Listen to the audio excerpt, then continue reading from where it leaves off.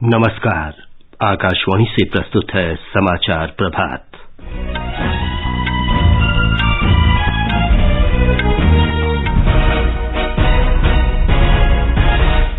संसद का मॉनसून सत्र आज से शुरू हो रहा है। राष्ट्रपति पद के चुनाव के लिए मतदान आज। एनडीए के उपराष्ट्रपति पद के उम्मीदवार जगदीप धनखड़ आज नामांकन पत्र भरेंगे।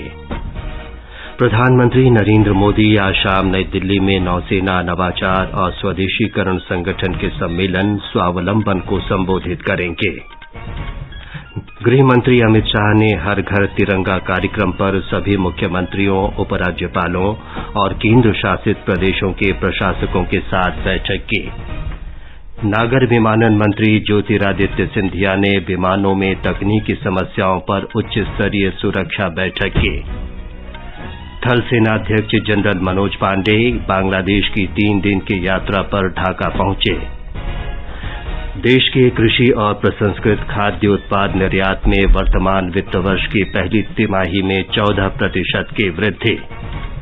और भारत ने 3 एकदिवसीय क्रिकेट मैचों की श्रृंखला के तीसरे और अंतिम मैच में इंग्लैंड को 5 विकेट से हराकर श्रृंखला 2-1 से जीती। समाचार प्रभात में विशाल शर्मा के साथ मैं विमलेंदु पांडे। देश के 75वें स्वाधीनता दिवस समारोह के उपलक्ष्य में आजादी का अमृत महोत्सव के अंतर्गत सरकार अनेक गतिविधियों का आयोजन कर रही है। इस अवसर को जन उत्सव के रूप में मनाते हुए आकाशवाणी समाचार स्वाधीनता संग्राम और उसके गौरवशाली इतिहास पर विशेष प्रश्नोत्तरी कार्यक्रम प्रसारित कर रहा है। आज अमृत महोत्सव क्विज का 97वां प्रश्न।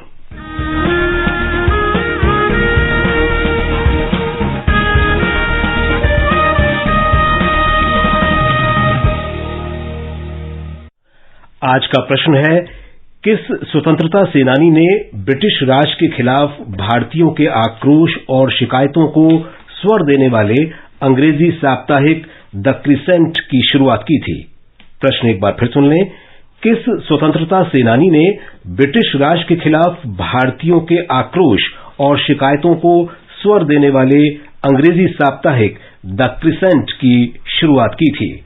श्रोता अपने उत्तर व्हाट्सएप नंबर 8826546262 पर भेज सकते हैं या हमें इस पते पर ईमेल कर सकते हैं amritmahotsav@prasarbharati.gov.in। ईमेल पता एक बार फिर सुन लें, amritmahotsav@prasarbharati.gov.in। एक भाग्यशाली प्रतिभागी को विजेता चुना जाएगा और कल के समाचार प्रभात में उनके नाम की घोषणा की जाएगी। विजेता को ई प्रमाण पत्र और पुरस्कार दिया जाएगा। आजादी के 75 वर्षों का पर्व अमृत महोत्सव के पावन अवसर पर आकाशवाणी समाचार लेकर आया है अमृत महोत्सव क्विज। आप भी इस क्विज का हिस्सा बन सकते हैं। हमारे समाचार बुलेटिनों में पूछे गए स्वतंत्रता आंदोलन से जुड़े प्रश्नों का जवाब देकर आपसे ये सवाल प्रत्येक सोमवार और मंगलवार को सुबह 8 बजे प्रसारित होने वाले बुलेटिन समाचार प्रभात में पूछे जाएंगे। श्रोता ईमेल amritmahotsav@prasarbharati.gov.in पर अपने जवाब भेज सकते हैं। आप अपने जवाब व्हाट्सएप नंबर 8826546262 पर भी भेज सकते हैं। विजेता का चुनाव सही जवाबों में से लकी ड्रॉ के माध्यम से होगा और इसकी घोषणा अगले दिन इसी बुलेटिन में की जाएगी। विजेता को प्रमाण पत्र के साथ एक उपहार भी दिया जाएगा। साथ ही विजेता का नाम हमारे ट्विटर हैंडल पर भी फ्लैश होगा। तो आइए मनाएं आजादी के 75 वर्षों का पर्व अमृत महोत्सव आकाशवाणी समाचार के साथ।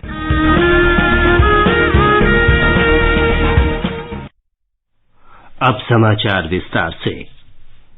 संसद का वर्षाकालीन सत्र आज से शुरू हो रहा है। ये 12 अगस्त तक चलेगा। 26 दिन के सत्र में 18 बैठकें होंगी। इस दौरान चर्चा और विचार के लिए 32 विधायी कार्य तय किए गए हैं। नई दिल्ली में कल सर्वदलीय बैठक के बाद संसदीय कार्य मंत्री प्रहलाद जोशी ने संवाददाताओं को बताया कि सरकार प्रक्रिया और नियमों के अंतर्गत स्वीकृत किसी भी मुद्दे पर सदन में चर्चा के लिए तैयार है।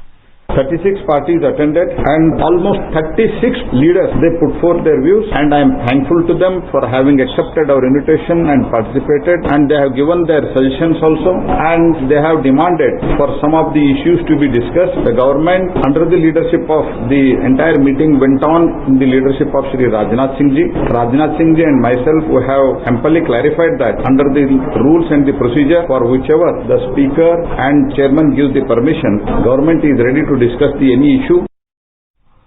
रक्षा मंत्री राजनाथ सिंह ने बैठक को संबोधित करते हुए कहा कि सरकार संसद में सामान्य विधायी कार्य के अलावा तत्काल सार्वजनिक महत्व के मुद्दों पर चर्चा के सभी आवश्यक उपाय करेगी। राज्यसभा के सभापति एम वेंकैया नायडू ने भी कल शाम राज्यसभा में विभिन्न दलों के नेताओं के साथ बैठक की। लोकसभा अध्यक्ष ओम बिरला ने शनिवार को लोकसभा में विभिन्न दलों के नेताओं के साथ सर्वदलीय बैठक की थी। राजनीतिक दलों के नेताओं ने अध्यक्ष को सत्र के दौरान सदन की सुचारू कार्यवाही सुनिश्चित करने के लिए पूर्ण सहयोग का आश्वासन दिया। बैठक के बाद मीडिया से बातचीत में श्री बिरला ने बताया कि उन्होंने सभी दलों के सांसदों से राष्ट्रीय और जनहित के मुद्दों पर स्वस्थ चर्चा में भाग लेने की अपील की। मैंने सभी दलों के नेताओं से आग्रह किया है, देश के हित में, देश की जनता के हित में हम देश के महत्वपूर्ण मुद्दों पर चर्चा करें, संवाद करें, लेकिन सदन बिना व्यवधान के मर्यादा से चले। सभी दलों के नेताओं का सहयोग रहे ताकि देश की जनता की आकांक्षा, अपेक्षाएं इन सदन के माध्यम से हम पूरी कर सकें। देश के राष्ट्रपति पद के चुनाव के लिए मतदान आज होगा। मतदान संसद भवन और राज्य विधानसभाओं में सुबह 10 बजे से शाम 5 बजे तक चलेगा। एक रिपोर्ट। राष्ट्रीय जनतांत्रिक गठबंधन एनडीए ने द्रौपदी मुर्मू को अपना उम्मीदवार बनाया है, जबकि विपक्ष की ओर से यशवंत सिन्हा उम्मीदवार हैं। कुल 4,809 सांसद और विधायक मतदान में हिस्सा लेंगे। मतों की गिनती 21 जुलाई को होगी। निर्वाचन आयोग ने मतदान और मतगणना की निगरानी के लिए 37 पर्यवेक्षकों की नियुक्ति की है। राज्यों और केंद्र शासित प्रदेशों की विधानसभाओं में 30 चुनाव स्थलों में प्रत्येक के लिए पर्यवेक्षक नियुक्त किए गए हैं। संसद भवन के लिए 2 पर्यवेक्षकों की नियुक्ति की गई है। संसद भवन में नियुक्त पर्यवेक्षक 21 जुलाई को मतदान प्रक्रिया की भी निगरानी करेंगे। समाचार कक्ष से शशि भूषण त्रिपाठी। राष्ट्रीय जनतांत्रिक गठबंधन एनडीए के उपराष्ट्रपति पद के उम्मीदवार जगदीप धनखड़ आज नामांकन पत्र भरेंगे। विपक्ष की उम्मीदवार श्रीमती मार्गरेट अल्वा कल नामांकन के अंतिम दिन पर्चा भरेंगे। उपराष्ट्रपति का चुनाव 6 अगस्त को होगा। उपराष्ट्रपति का चुनाव निर्वाचक मंडल के सदस्यों द्वारा किया जाता है, जिसमें संसद के दोनों सदनों के सदस्य शामिल होते हैं। देश के 16वें उपराष्ट्रपति के चुनाव के लिए निर्वाचक मंडल में राज्यसभा के 233 निर्वाचित और 12 मनोनीत सदस्य तथा लोकसभा के 543 निर्वाचित सदस्य हैं। इस प्रकार निर्वाचक मंडल में दोनों सदनों के कुल 788 सदस्य हैं। इससे पहले विपक्ष ने उपराष्ट्रपति पद के लिए मार्गरेट अल्वा को प्रत्याशी बनाया। विपक्षी दलों की कल नई दिल्ली में बैठक के बाद राष्ट्रवादी कांग्रेस पार्टी प्रमुख शरद पवार ने कहा कि 17 दलों ने सर्वसम्मति से ये निर्णय लिया है। श्रीमती मार्गरेट अल्वा राज्यसभा की 4 बार और लोकसभा की 1 बार सदस्य रही हैं। वे केंद्रीय मंत्री और उत्तराखंड और राजस्थान की राज्यपाल भी रही हैं। राष्ट्रपति रामनाथ कोविंद ने पश्चिम बंगाल के राज्यपाल जगदीप धनखड़ का इस्तीफा स्वीकार कर लिया है। श्री कोविंद ने मणिपुर के राज्यपाल गणेशन को पश्चिम बंगाल के राज्यपाल का अतिरिक्त प्रभार दिया है। प्रधानमंत्री नरेंद्र मोदी आज नई दिल्ली में नौसेना नवाचार और स्वदेशीकरण संगठन के सम्मेलन स्वावलंबन को संबोधित करेंगे। रक्षा क्षेत्र में स्वावलंबी होना आत्मनिर्भर भारत का मुख्य स्तंभ है। इस प्रयास को आगे बढ़ाते हुए प्रधानमंत्री नरेंद्र मोदी बड़ी चुनौतियों के समाधान का उल्लेख करेंगे। ब्यौरा हमारे संवाददाता से। इस संगोष्ठी का उद्देश्य रक्षा क्षेत्र में आत्मनिर्भर बनने के लिए भारतीय उद्योग और शिक्षा जगत को शामिल करना है। आजादी का अमृत महोत्सव के तौर पर NIIO रक्षा नवाचार संगठन के सहयोग से भारतीय नौसेना में कम से कम 75 नए स्वदेशी प्रौद्योगिकियों और उत्पादों को शामिल करने का लक्ष्य निर्धारित किया है। 2 दिनों तक चलने वाली इस संगोष्ठी में उद्योग जगत, शिक्षा जगत, सेनाओं और सरकार के प्रतिनिधियों को रक्षा क्षेत्र के लिए सुझाव देने के लिए एक मंच प्रदान करेगा। इस दौरान नवाचार, स्वदेशीकरण, आयुध और नागरिक नागर विमानन जैसे विषयों पर सत्र आयोजित किए जाएंगे। इस संगोष्ठी के दूसरे दिन सरकार के विजन सागर यानी क्षेत्र में सभी के लिए सुरक्षा और विकास के अनुरूप हिंद महासागर क्षेत्र के बारे में चर्चा की जाएगी। दीपेंद्र कुमार, आकाशवाणी समाचार, दिल्ली। गृह मंत्री अमित शाह ने सभी राज्यों के मुख्यमंत्रियों, उपराज्यपालों और केंद्र शासित प्रदेशों के प्रशासकों के साथ हर घर तिरंगा कार्यक्रम पर कल चर्चा की। श्री शाह ने कहा कि इस अभियान में सभी देशवासी 13 से 15 अगस्त तक अपने घरों में तिरंगा फहराएंगे। गृहमंत्री ने कहा कि ये अभियान युवा पीढ़ी को देश के विकास और सुरक्षा से जोड़ेगा। उन्होंने हर एक व्यक्ति से इसमें भाग लेने की अपील की। प्रधानमंत्री नरेंद्र मोदी ने देशवासियों में देशभक्ति की भावना मजबूत करने के लिए इस अनूठे अभियान की घोषणा की थी। अब हर घर की छत पर शान से फहरेगा तिरंगा, गुनगुनाए जाएंगे नव विकास के गीत, आन बान शान का प्रतीक राष्ट्रध्वज तिरंगा। आइए आजादी के अमृत महोत्सव के पावन अवसर पर इस स्वाधीनता दिवस हर घर फहराते हैं तिरंगा और लेते हैं भव्य और सशक्त भारत के निर्माण का संकल्प। आइए हर घर फहराएं तिरंगा।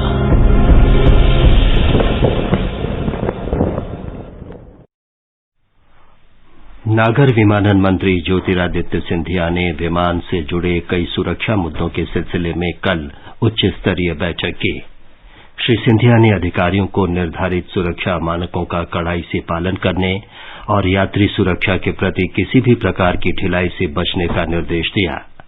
नागर विमानन मंत्रालय और महानिदेशालय के वरिष्ठ अधिकारी इस बैठक में उपस्थित थे। ये समाचार आकाशवाणी से प्रसारित किए जा रहे हैं। उपभोक्ता किसी शिकायत के लिए राष्ट्रीय उपभोक्ता हेल्पलाइन के टोल फ्री नंबर 1915 अथवा 1800-114000 पर संपर्क करें।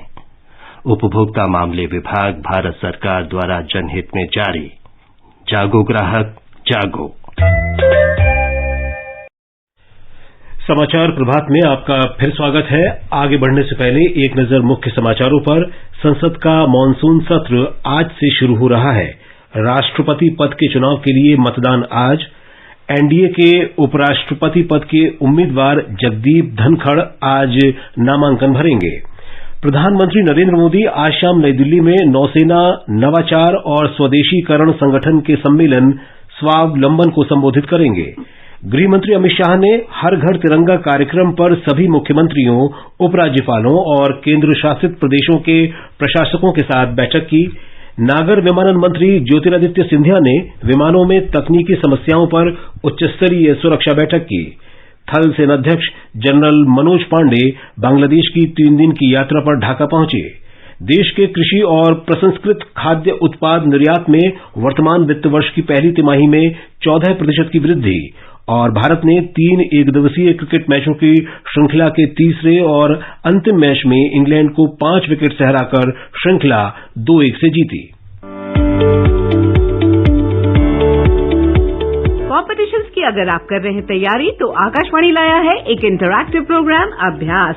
एक ऐसा प्रोग्राम जहां आप पूछेंगे सवाल व्हाट्सएप नंबर 9289094044 पर, या आप ईमेल भी कर सकते हैं अपने सवाल abhyas.airnews@gmail.com पर। हमारे स्टूडियो में एक्सपर्ट आपके भेजे सवालों का देंगे जवाब शनिवार रात 9:30 बजे। इस वर्ग का विषय है पब्लिक एडमिनिस्ट्रेशन। आपके सवालों का हम करेंगे इंतजार 20 जुलाई तक। आपका अभ्यास हमारा प्रयास।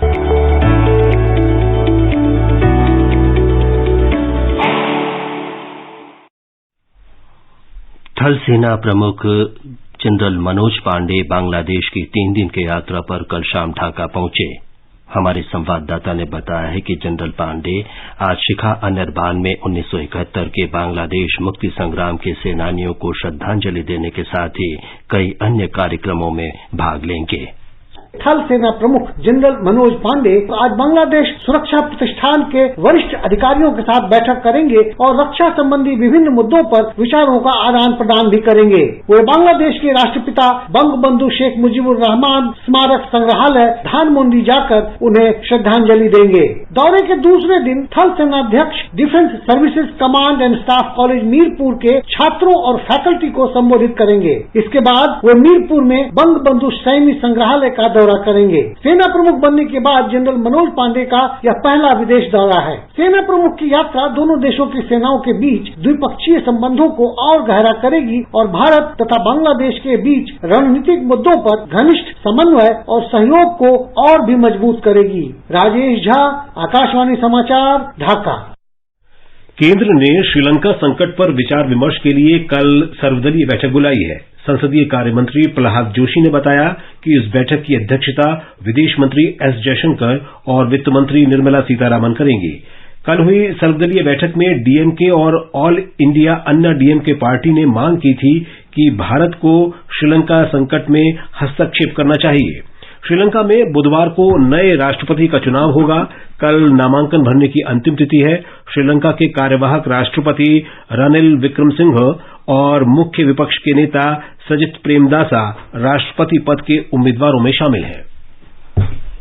देश के कृषि और प्रसंस्कृत खाद्य उत्पाद निर्यात में वर्तमान वित्त वर्ष की पहली तिमाही में 14% की वृद्धि हुई है।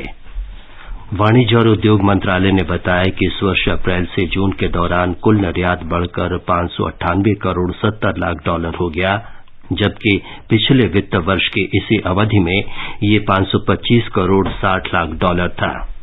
ताजे फल और सब्जियों के निर्यात में 8.6% की वृद्धि हुई और प्रसंस्कृत खाद्य उत्पादों में 36.4% की वृद्धि रही। चावल के निर्यात में 13% और मांस तथा डेयरी उत्पादों के निर्यात में 9.5% की वृद्धि दर्ज की गई। कई वस्तुओं पर माल और सेवा कर जीएसटी की नई दरें आज से लागू हो जाएंगी। कुछ वस्तुओं पर आज से अधिक जीएसटी लगेगा, जबकि कुछ वस्तुओं पर जीएसटी दर में कमी होगी। कई वस्तुओं पर जीएसटी में छूट वापस ले ली गई है। पिछले महीने चंडीगढ़ में जीएसटी परिषद की 47वीं बैठक में इन दरों में परिवर्तन का फैसला किया गया था। चेक जारी करने के शुल्क के रूप में बैंक 18% जीएसटी लेंगे। प्रतिदिन 1,000 रुपए तक के होटल के कमरे के लिए 12% कर लिया जाएगा। सोलर वाटर हीटर पर पहले के 5% जीएसटी की तुलना में अब 12% जीएसटी लगेगा। ई कचरा पर जीएसटी 5% से बढ़ाकर 18% कर दिया गया है। वस्तुओं की ढुलाई और रोपवे के यात्रियों के लिए जीएसटी 12% से घटाकर 5% कर दिया गया है। विद्युत चालित वाहनों पर जीएसटी में 5% की छूट दी जाएगी। गाम्बिया के उपराष्ट्रपति बंडाराई जूफ आज भारत पहुंचे। वे भारत की 5 दिन की यात्रा पर हैं। विदेश मंत्रालय के प्रवक्ता अरिंदम बागची ने कहा है कि श्री बंडारा जूफ कई द्विपक्षीय कार्यक्रमों के साथ साथ भारतीय उद्योग परिसंघ और आयात निर्यात बैंक सम्मेलन 2022 में हिस्सा लेंगे। भारत अफ्रीका विकास साझेदारी पर यह सम्मेलन कल नई दिल्ली में होगा। केरल सरकार ने देश में मंकी पॉक्स का पहला रोगी मिलने के बाद इससे बचाव के उपायों में तेजी लाते हुए राज्य के सभी हवाई अड्डों पर हेल्प डेस्क स्थापित की हैं। ये हेल्प डेस्क तिरुवनंतपुरम, कोच्चि, कोझिकोड और कन्नूर हवाई अड्डों पर बनाई गई हैं। आज से पूरे राज्य में मंकी पॉक्स संक्रमण के बारे में जागरूकता अभियान चलाया जाएगा। आजादी का अमृत महोत्सव के अंतर्गत आइए अब सुनते हैं आकाशवाणी की विशेष प्रस्तुति आजादी का सफर। आजादी का अमृत महोत्सव।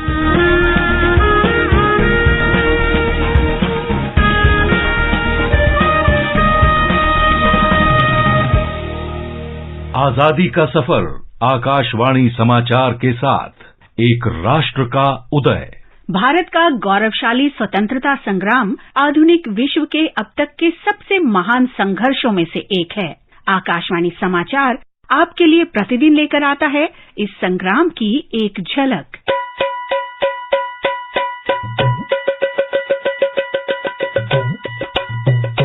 आज की इस कड़ी में हम समाज सुधारक तुकाराम भाऊराव साठे को याद करते हैं, जिनकी मृत्यु 18 जुलाई 1969 को हुई थी। वो अन्ना भाऊ साठे के नाम से लोकप्रिय थे। उन्होंने संयुक्त महाराष्ट्र चळवळ में महत्वपूर्ण भूमिका निभाई।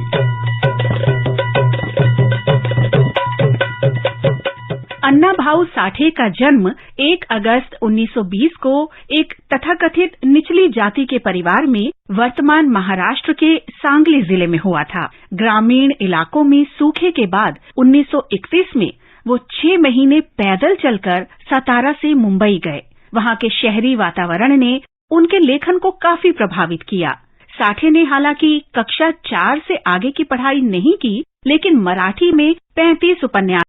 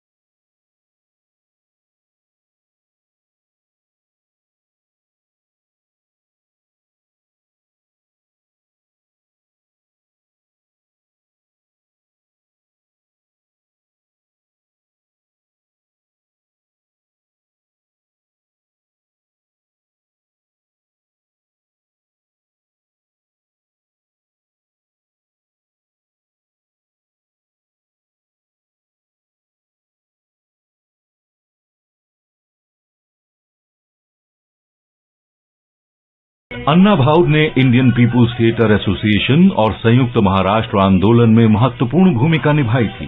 वो बाबा साहब डॉक्टर भीमराव आम्बेडकर की शिक्षाओं से प्रभावित थे और उन्होंने अपनी कहानियों का उपयोग श्रमिकों के जीवन के अनुभवों को बताने के लिए किया। अन्ना भाऊ मरते दम तक समाज की भलाई के लिए काम करते रहे। आकाशवाणी समाचार इस महान समाज सुधारक को नमन करता है।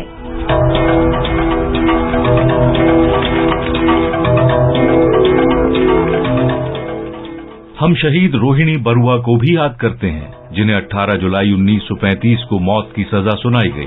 खुल गया नया द्वार है, ईशान की झलकार है।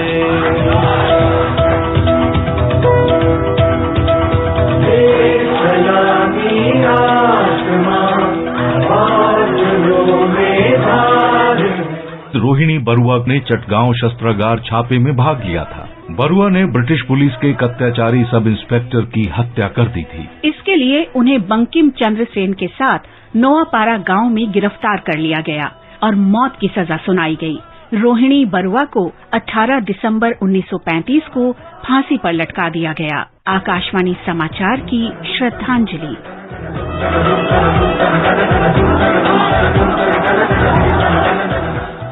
हम क्रांतिकारी स्वतंत्रता सेनानी नानी गोपाल भट्टाचार्य जी को भी याद करते हैं। चटगांव जो अब बांग्लादेश में है, वहां के रहने वाले नानी गोपाल युगांतर पार्टी के सदस्य थे। उनकी क्रांतिकारी गतिविधियों के लिए उन्हें 18 जुलाई 1934 को गिरफ्तार कर लिया गया और चटगांव जेल में बंद कर दिया गया। अपनी रिहाई के बाद उन्होंने 1942 में भारत छोड़ो आंदोलन में सक्रिय भाग लिया। उन्हें फिर से गिरफ्तार किया गया और ढाका सेंट्रल जेल में डाल दिया गया, जहां नवंबर 1943 में उनकी मृत्यु हो गई। आकाशवाणी समाचार इस महान स्वतंत्रता सेनानी को नमन करता है।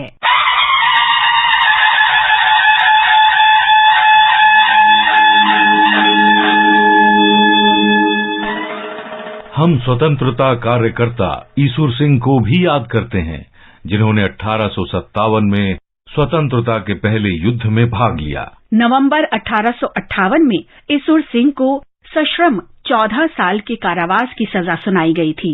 18 जुलाई 1859 को अंडमान द्वीप समूह में कारावास के दौरान उनकी मृत्यु हो गई। देश के इस वीर सपूत को हमारा नमन। इसके साथ ही आजादी का सफर आकाशवाणी के संग श्रृंखला का ये अंक समाप्त हुआ। मिलते हैं कल अगली कड़ी में।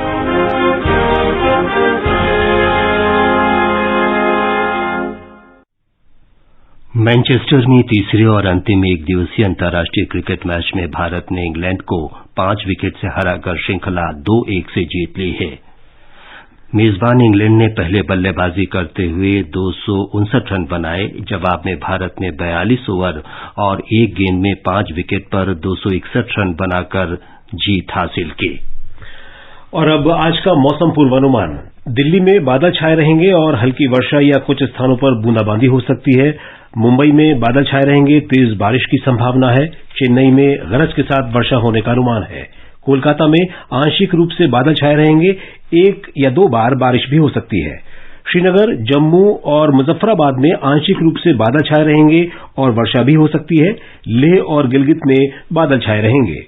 गुवाहाटी, इम्फाल, गंगटोक, कोहिमा, आइजॉल, ईटानगर और अगरतला में गरज के साथ बौछारें पड़ने का अनुमान है। शिलंग में आंशिक रूप से बादल छाए रहेंगे और 1 या 2 बार वर्षा हो सकती है। ये समाचार हमारी वेबसाइट newsonair.gov.in/hindi पर भी उपलब्ध हैं। विशाल, अब बताएं कि आज के समाचार पत्रों में क्या विशेष है। जी विमलेंदु, राष्ट्रव्यापी कोरोना टीकाकरण अभियान में 200 करोड़ से अधिक टीके लगाने की उपलब्धि अखबारों की बड़ी खबर बनी है। अमर उजाला का शीर्षक है, नया कीर्तिमान, मंगल टीका 200 करोड़ के पार। प्रधानमंत्री बोले, सभी भारतीयों को बधाई। राष्ट्रपति चुनाव में आज के मतदान की तैयारी पर नव भारत टाइम्स का शीर्षक है, मुर्मू पर बटा विपक्ष, उपराष्ट्रपति पद के लिए एकजुट। उपराष्ट्रपति चुनाव में कांग्रेस की मार्गरेट अल्वा विपक्ष का चेहरा। पंजाब केसरी की टिप्पणी है, मुर्मू का जीतना तय, 21 को मतगणना, ईवीएम नहीं मतपत्र से डाले जाएंगे वोट। संसद के वर्षाकालीन सत्र से पहले सर्वदलीय बैठक में सरकार के बयान पर जनसत्ता की सुर्खी है, संसद में किसी शब्द के इस्तेमाल पर रोक नहीं, हर मुद्दे पर चर्चा के लिए तैयार। हिंदुस्तान की बड़ी खबर है, खाद्य वस्तुओं पर आज से जीएसटी की नई दरें लागू, डिब्बाबंद खाद्य वस्तुओं पर 5% लगेगा जीएसटी। दैनिक जागरण की खबर है, कपास और सोयाबीन किसानों की आय हुई दोगुनी। एसबीआई ने देश में कृषि की स्थिति पर तैयार की विशेष रिपोर्ट, गेहूं और धान के किसानों की आय में 1.3 गुना हुई बढ़ोतरी। उत्तर प्रदेश के 52% किसानों को मिला कर्ज माफी का लाभ। अमर उजाला का शीर्षक है, सांसत में जान, 48 घंटे में 3 विमानों की आपात लैंडिंग। नागर विमानन महानिदेशालय ने सभी मामलों की जांच के दिए आदेश। राजस्थान पत्रिका की खबर है, महिलाओं के सीक्रेट बेच करोड़ों कमा रहे हेल्थ एप्स। 32 तरह के डेटा बेच रहे हैं एप्स। पीरियड ट्रैकिंग एप्स पर अमेरिकी चेतावनी के बाद तनाव में महिलाएं। हिंदुस्तान ने भारतीय रिजर्व बैंक के शोध पत्र पर सुर्खी दी है, बैंक में जमा राशि पर जल्द ब्याज दर बढ़ने की उम्मीद। बैंकों पर जमा राशि को आकर्षक बनाने का बढ़ा दबाव। बुलेटिन समाप्त होने से पहले अमृत महोत्सव क्विज का आज का प्रश्न एक बार फिर सुन लीजिए। किस स्वतंत्रता सेनानी ने ब्रिटिश राज के खिलाफ भारतीयों के आक्रोश और शिकायतों को स्वर देने वाले अंग्रेजी साप्ताहिक द क्रिसेंट की शुरुआत की थी? आप अपने उत्तर व्हाट्सएप नंबर 8826546262 पर भेज सकते हैं। अंत में मुख्य समाचार एक बार फिर। संसद का मानसून सत्र आज से शुरू हो रहा है। राष्ट्रपति पद के चुनाव के लिए मतदान आज। एनडीए के उपराष्ट्रपति पद के उम्मीदवार जगदीप धनखड़ आज नामांकन पत्र भरेंगे। प्रधानमंत्री नरेंद्र मोदी आज शाम नई दिल्ली में नौसेना नवाचार और स्वदेशीकरण संगठन के सम्मेलन स्वावलंबन को संबोधित करेंगे। गृह मंत्री अमित शाह ने हर घर तिरंगा कार्यक्रम पर सभी मुख्यमंत्रियों, उपराज्यपालों और केंद्र शासित प्रदेशों के प्रशासकों के साथ बैठक की। नागर विमानन मंत्री ज्योतिरादित्य सिंधिया ने विमानों में तकनीकी समस्याओं पर उच्च स्तरीय सुरक्षा बैठक की। थल सेनाध्यक्ष जनरल मनोज पांडे बांग्लादेश की 3 दिन की यात्रा पर ढाका पहुंचे और देश की कृषि और प्रसंस्कृत खाद्य उत्पाद निर्यात में वर्तमान वित्त वर्ष की पहली तिमाही में 14% की वृद्धि। इसके साथ ही समाचार प्रभात का ये अंक समाप्त हुआ। नमस्कार।